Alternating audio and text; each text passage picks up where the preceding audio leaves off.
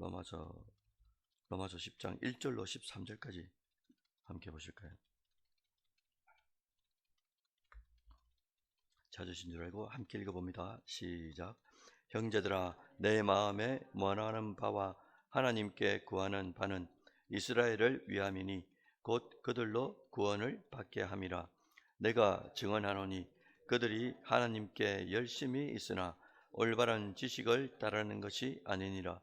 하나님의 의를 모르고 자기 의를 세우려고 힘써 하나님의 의에 복종하지 아니하였느니라. 그리스도는 모든 믿는 자에게 의를 이루기 위하여 율법의 마침이 되시니라. 모세가 기록하되 율법으로 말미암는 의를 행하는 사람은 그 의로 살리라 하였거니와 믿음으로 말미암는 의는 이같이 말하되 내 마음에 누가 하늘에 올라가겠느냐 하지 말라 하니 올라가겠느냐 함은 그리스도를 모셔 내리려는 것이요 혹은 누가 무저갱에 내려가겠느냐 하지 말라 하니 내려가겠느냐 함은 그리스도를 죽은 자 가운데서 모셔 올리려는 것이라. 그러면 무엇을 말하느냐? 말씀이 내게 가까워 내 입에 있으며 내 마음에 있다 하였으니 곧 우리가 전파하는 믿음의 말씀이라. 내가 만일 내 입으로 예수를 주로 시인하며 또 하나님께서 그를 죽은 자 가운데서 살리신 것을 내 마음에 믿으면 구원을 받으리라. 사람이 마음으로 믿어 의에 이르고 입으로 시인하여 구원에 이르느니라. 성경에 이르되 누구든지 그를 믿는 자는 부끄러움을 당하지 아니하리라 하니 유대인이나 헬라인이나 차별이 없음이라. 한 분이신 주께서 모든 사람의 주가 되사 그를 부르는 모든 사람에게 부여하시도다. 누구든지 주의 이름을 부르는 자는 구원을 받으리라. 아멘. 예, 여러분 반갑습니다. 오늘 새벽에는 마음으로 믿는 것과 입으로 시인하는 것, 마음으로 믿는 것과 입으로 시인하는 것. 사랑하는 새벽의 성도 여러분들, 오늘 본문은 바울 사도가 로마 교회 성도들에게 전한 구원의 확실한 길을 우리에게 말씀하고 있어요. 특히 제 1절에 바울이 이렇게 기록하지 않습니까? 형제들아, 내 마음의 소원과 기도하는 바는 이스라엘을 위함이라. 그들이 구원을 얻기 위함이라. 이렇게 말합니다. 구원은 인간의 노력, 어려운 행위, 이걸 얻는 것이 아니다라는 거죠. 하나님께서 주시는 전적인 은혜입니다. 그런데 바울이 여기서 한 가지 중요한 원리를 드러냈어요. 그게 뭐냐니까 마음에서 나오는 믿음을 말한다 이거예요. 마음에서 나오는 믿음이다. 그래서 오늘 본문 9절에 한번 가보실까요? 9절에 보니까 바울이 구원의 확실한 조건을 이렇게 말해요. 내가 만일 내 입으로 예수를 주로 시인하며 또 하나님께서 그를 죽은 자 가운데서 살리신 것을 네 마음에 믿으면 구원을 받으리라. 이렇게 9절에 말씀해 주셨습니다. 그런데 이제 10절에서 바울이 더 심플하게 핵심만 딱 찔러 말했어요. 사람이 마음으로 믿어 어디에 이른다고요? 10절에 보니까 사람이 마음으로 믿어 어디에 이른다고 했습니까? 의에 이르죠. 자, 사람이 마음으로 믿어 그 다음 단계가 의에 이르는 겁니다. 그러니까 마음으로 믿는 게 제일 먼저죠. 사람이 마음으로 믿어야만이 의에 이르는 거예요. 그리고 의에 이른 사람이 입으로 실천하는 삶을 통해서 시인하면서 구원에 이른다. 이렇게 말씀하셨어요. 여기서 우리는 믿음의 두 요소를 이제 발견하게 되잖아요. 하나는 마음으로 믿는 것 하나, 또 하나는 입으로 시인하는 것이다. 엄격히 말하면 이 두 가지가 따로 떨어져 있을 수가 없습니다. 하나입니다. 하나. 진짜 마음으로 믿은 사람, 진짜 예수를 나를 대신해서 죽으시고 부활하셨다라고 믿는 사람은 이 믿음이 예수의 의의 전가 때문에 우리가 어렵게 되죠. 그럼 어렵게 된 사람들은 반드시 그 열매를 맺습니다. 그게 입으로 고백하게 되고 실천적인 삶을 살게 된다는 거예요. 다시 말씀드립니다. 마음으로 믿는 것과 입으로 시인하는 것은 하나다. 하나님 앞에서의 내적인 믿음, 이 아무도 모르지 않습니까? 믿음의 선물을 받은 사람만 알죠. 내만 아는 거예요. 내적인 믿음이. 그런데 이게 내만 아는 게 아닙니다. 반드시 믿음은 다른 사람도 알도록 되어 있는 거예요. 그게 뭐냐? 세상과 사람들 앞에서 외적인 믿음이 드러나야 된다는 거죠. 그걸 이제 오늘 본문에 입으로 시인한다 이렇게 말씀하신 거예요. 그래서 조금 더 깊이 살펴보면은 먼저 마음으로 믿는다라는 의미는 말씀하셨지 않습니까? 아까 전에 예수님의 죽음과 부활을 나를 위한 구원의 사건, 구원의 작업으로 믿는 걸 말하죠. 아, 예수님이 나를 위해서 십자가에 죽어주시고 나를 위해서 또 부활의 첫 열매가 되셨구나라는 나와의 사건으로 인식을 하는 거예요. 두 번째는 입으로 시인한다라는 의미인데 이게 결정적입니다. 입으로 시인한다는 의미는 과연 뭘까? 여러분 그 당시에 주는 누구냐니까 가이사 황제입니다. 가이사 황제가 주시다라고 고백하라는 거예요. 근데 예수가 주시다라고, 예수가 그리스도라고 고백하는 이 말은 뭐냐니까 가이사 황제가 주가 아니다라고 고백하는 것과 똑같은 거예요. 그 당시에는. 그러니까 가이사 황제가 주시다라고 고백하지 않는단 말이잖아요. 그 말을 거부한단 말이잖아요. 그 거부하면 어떻게 되는 겁니까? 심하면 목숨이 위태로워지는 거예요. 그러니까 입으로 시인한다, 예수를 주로 시인한다, 이 말은 뭡니까? 그 당대의 황제를 황제로 여기지 않는 거예요. 주로 여기지 않는 거예요. 그래서 목숨을 내놓는다는 말이잖아요.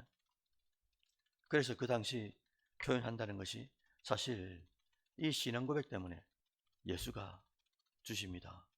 이 신앙 고백 하나 때문에 닥쳐올 목숨뿐만 아니라 물질적인 손해뿐만 아니라 사회적 손해 이런 것들을 전체를 감수하고 그럼에도 주님이 나의 구원자입니다. 이걸 밖으로 드러내는 신앙 고백을 말하는 거예요. 그러면 만약에 우리의 신앙생활에서 마음의 믿음만 강조하고 입으로 고백하는 삶을 소홀히 한다. 이게 어떻게 되겠습니까? 첫째는 마음으로만 믿고 입으로 시인하지 않는 그 신앙은 뭐라고 그러냐니까 개인적인 신념이다 이렇게 표현하는 거예요. 제가 막 뭐랬습니까? 그럼 개인적인 신념하고 우리가 믿는 믿음하고 뭐가 다를까요? 우리를 하나님께서 딱 예수를 공생애 가운데 밀어 넣으시고 그리고 뭘 만들기 시작하니까 공동체를 만듭니다. 공동체는 결국 교회로 성장하게 돼요. 만약에 그럴 것 같으면 공동체도 넣지도 않고요. 교회도 만들 필요가 없습니다. 개인적으로 그냥 할 것 같으면. 마음으로만 믿고 입으로 시인한다. 이걸 누가 공정한단 말이에요? 누가 확인한단 말입니까? 첫째는 내가 하고 둘째는 공동체 안에서 하는 거예요. 그래서 하나님께서 내 곁에 또 하나의 가족들을 뭉쳐주신 게 그게 교회라는 공동체입니다. 그러니까 내 혼자서 신앙생활 한다. 이게 맞지가 않는 거예요. 할 수가 없고요. 왜? 내 모습을 내가 볼 수가 없다니까요. 그게 계속 되다 보면 뭐가 되느냐? 지금도 그렇지 않습니까? 내가 신이다 이렇게 하는 거예요. 나중에는. 거기다가 은사까지 나타나 보십시오. 그래서 첫째는 마음으로만 믿고 입으로 시인하지 않는 그 신앙은 위험하다. 뭐가 될 가능성이 많은가? 자기 신념, 자기 확신 속에 있으면서 믿음하고 영 이제 다른 그런 존재가 될 가능성이 많다는 거죠. 그래서 성경이 말하는 믿음이라는 것은 결코 개인적인 사생활 속에서 거두는 신앙이 아닌 거예요. 그렇기 때문에 우리를 자꾸 공동체 교회 안에 들어가라고 하시는 거죠. 둘째는 마음으로만 믿고 입으로 시인하지 않는다. 이게 이제 어디로 넘어가냐니까 마태복음 10장 32절 33절 이렇게 주님이 친히 말합니다. 자 들어보십시오. 누구든지 사람 앞에서 나를 시인하면 나도 하늘에 계신 내 아버지 앞에서 그를 시인할 것이요 누구든지 사람 앞에서 나를 부인하면 나도 하늘에 계신 내 아버지 앞에서 그를 부인한다. 이렇게 말씀하셨습니다. 이거는 주님께서 친히 공생애 중에 직접 말씀하신 표현이었어요. 마음에 믿음이 있다고 해도 입술로 그리고 우리가 삶으로 실천적인 이 삶이 밖으로 드러나지 않는 신앙이 있다. 그걸 주님께서 신앙으로 봐주시면 좋은데 그만 마태복음 10장에서도 뭐랬냐니까 그래 네가 신앙이 있다고 하면서 세상 사람들 앞에 세상 앞에서 믿음을 드러내지 않는다. 좋다 이거야. 나도 하나님 앞에 섰을 때 너를 중보하지 않겠다라고 말씀하시는 거예요. 이게 우리에게 심각하게 들어와야 되는데 사실은 이게 심각하지가 않은 거예요. 그냥 한번 믿으면 구원이다. 그 믿음을 누가 확정한단 말이에요. 누가. 이게 잘못되면 자기 확신 속에 있을 수가 있단 말입니다. 그래서 딱 죽는 순간에 딱 눈 떠보니까 뜨거가 되는 거예요. 나는 천국 가냐고 믿었는데 그것처럼 비참한 인생이 어디 있겠습니까, 세상에. 평생토록 교회 다니면서 믿는다고 했는데 진짜 죽고 나니까 지옥불에 들어가는 거예요. 이걸 어떻게 할 건가? 결국은 입술로 고백하는 것, 이게 대단히 중요하다. 여러분, 반대도 있습니다. 마음으로 믿는 것은 없으면서 입으로 시인하는 경우도 대단히 많아요. 이것을 성경이 엄중하게 경계하고 있습니다. 경계하고 있어요. 그래서 이사야서 19장 13절에도 제가 읽어드릴게요. 이사야 29장 13절입니다. 주께서 이르시되 이 백성이 입으로는 나를 가까이 하며 입술로는 나를 공경하나 그들의 마음은 내게서 멀리 떠나나니 그들이 나를 경외함은 사람의 계명으로 가르침을 받았을 뿐이라. 정확하게 표현하고 있는 거예요. 구약에서도 그렇고요. 이게 신약으로 딱 넘어옵니다. 예수님께서 친히 이사야의 이 말을 똑같이 마태복음 15장 8절에서 똑같이 이야기하셨어요. 확 줄여가지고 뭐라고 하셨냐니까 마태복음 15장 8절에 이 백성이 입술로는 나를 공경하되 마음은 내게서 멀도다. 이렇게 그냥 대놓고 말씀하신 겁니다. 겉으로는 신앙을 고백하지만 실제 마음에 믿음이 없으면 여러분 어떻게 되겠습니까? 자, 다시요, 여러분들. 겉으로는 신앙을 고백하는데 예수 믿는 것 같아요. 교회 다니고 하니까. 근데 실제 마음에 믿음이 없는 거예요. 이 사람이 어떻게 되겠습니까? 아까 제가 뭐랬냐니까 오늘 본문에 로마서 10장 9절 10절에 딱 농축해 놓은 게 뭐냐니까 마음으로 믿어 어디에 이른다고 했습니까? 제가 마음으로 믿어야만이 어디에 이른다고요? 예수의 의가 우리에게 전가된다고 말씀드렸죠. 마음으로 믿어야 어렵게 되는 거예요. 그게 금방 그랬죠. 근데 겉으로는 신앙 고백하고 막 교회 다니는 것 같은데 마음에 믿음이 없다고 그런 거예요. 그럼 이게 어렵게 됩니까? 안 됩니까? 첫째로 어렵게 될 수가 없는 거예요. 왜? 마음으로 믿어야 의에 이르는데, 그죠? 마음에 믿음이 없는데 어떻게 예수의 의가 내한테 증거가 된단 말이에요. 그래서 결국은 예수님도 마태복음 7장 21절에 이런 말씀을 하셨어요. 자, 나더러 주여 주여 하는 자마다 다 천국에 들어갈 것이 아니다 라고 못 박았어요. 다만 하늘에 계신 내 아버지의 뜻대로 행하는 자라야 들어가리라. 이렇게 완전 못을 박아버렸습니다. 결론적으로 우리는 꼭 기억해야 되는 거죠. 진짜 믿음이 뭐냐? 진짜 믿음은 반드시 마음으로 예수 그리스도를 나와 연관시키는 거죠. 이건 내가 믿기 싫어도 믿어지는 거예요. 왜? 믿음을 선물로 받았기 때문에. 우와, 진짜 무리를 걸어서 홍해를 건너서 믿어지는 걸 어떡합니까? 믿어지는 걸. 이게 이론으로 뭐 미적분을 푸는 게 아니잖아요. 믿어지니까. 누가 뭐라 해도 칼이 들어와도 믿어지는 거예요. 이거는 하나님이 주신 믿음이라는 게. 그러니까 예수의 죽음과 부활이 나와 정확하게 결부되어 있는 이게 있어야 되는 거죠. 그래야 예수의 의가 나에게 전가가 되잖아요. 그래야 의롭게 되는 거잖아요. 그리고 이 내적 믿음은 반드시 외적 믿음으로 드러난다. 그래서 아까 말씀드렸지 않습니까? 말로 입으로 시인한다. 이 표현은 내가 목숨을 건다는 상황이잖아요. 이 당대가 가이사가 주십니다. 이 말 반대편에 있는 게 뭐냐니까 저 예수 젊은 30살밖에 안 된 저 청년이 우리의 주시라고. 이게 믿어져야 된다는 거죠. 믿어져야 저 젊은 청년이 나의 영원한 주가 된다라고 고백하는 거예요. 그런데 믿음이 없는데 예수님이 나의 죽음과 부활이 결부가 안 되니까 저 젊은 청년이 나의 주가 된다고 이거 어떻게 고백하겠습니까? 그런데 믿음이 있는 사람은 고백할 수밖에 없어요. 왜? 예수께서 나를 대신하여 죽으시고 그 다음 뭐 했다고요? 부활하셨다고 했죠. 그죠?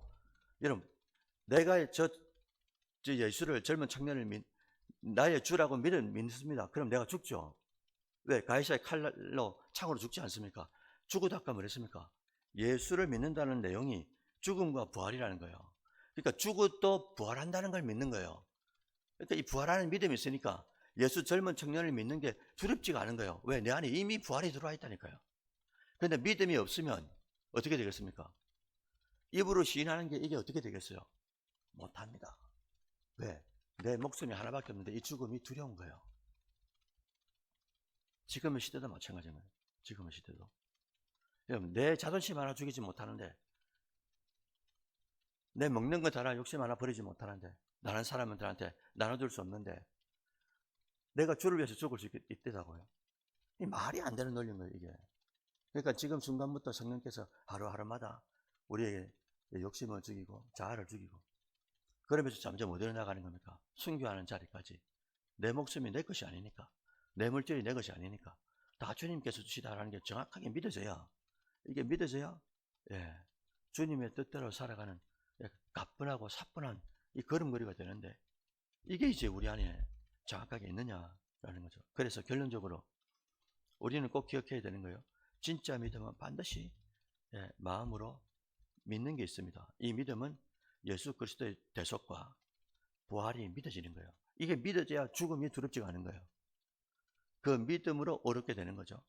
어렵게 된 이 사람만이 어떻게 한다고요? 외적인 입으로 시인하고 행동으로 살아가는 것. 세상 속에서. 그들이 내가 세상 속에서 예수를 믿는다. 저 청년이 나의 주시다. 이렇게 고백하면 사회적 지위, 그 다음에 사회적인 생활, 이게 완전히 깡그리 위험해지는데도 불구하고 그렇게 고백할 수밖에 없는 거예요. 왜? 진짜 주님이기 때문에. 나는 어떤 믿음인가? 결론이 이런 거죠. 나는 어떤 믿음인가? 오늘 저녁에 다시 우리 자신을 한번 뒤돌아보면서 주님께 기도했으면 좋겠어요. 어떻게 기도하느냐? 주님, 이 내적인 믿음으로 믿는 믿음과 외적인 믿음, 입으로 시인하고 우리의 행동으로 진짜 살아내는 이 삶으로 시인하는 이 진짜 믿음의 소유자가 되게 해주시기를 원합니다. 그렇게 해야 주님께서 우리를 보실 때 야야야 됐어. 착하고 충성된 종아, 나와 함께 잔치에 참여하자. 이렇게 이제 그 음성을 들을 수가 있는 것 아니겠습니까? 아무쪼록 새벽을 깨우는 심령들은 이게 기본기가 되어 있지 않겠습니까? 마음으로 믿고 의에 이르고 의에 이른 이 믿음이 죽어도 산다는 이 믿음이 부활의 믿음이 우리의 모든 언행심사를 통해서 예수를 드러내려고 하는 것, 그게 진짜 참 믿음이다. 그래서 이 사도 바울이 로마 교회에 한 번도 만난 적이 없는 이 심령들에게 꼭 하고 싶은 말이 뭐냐? 두 가지가 있었던 거예요. 마음으로 믿기만 하고 행위가 없고, 또 믿지도 않으면서 왔다 갔다 하면서 믿는 사람들을 괴롭게 만드는 사람들, 이 양극단을 딱 이렇게 잡는 거죠. 그래서 뭐냐? 믿음은 마음으로 믿어 의에 이르는 것 맞고, 그 다음에 반드시 목숨을 내걸고 입으로, 삶으로, 행동으로 드러내는 실천적인 외적인 신앙도 반드시 고백돼야 된다. 이걸 이제 사도 바울이 로마 교회에다가 편지를 쓰고 있다. 이것은 2000년이 지난 지금도 우리에게 똑같이 적용된다라는 것을 기억하시면서 오늘도 여러분들 마음으로만 믿지 마시고 입으로 어떻게 한다고요? 시인해서 하나님 앞에 영광을 올려드리는 여러분들이 되시기를 주의 이름으로 축원드립니다. 아멘.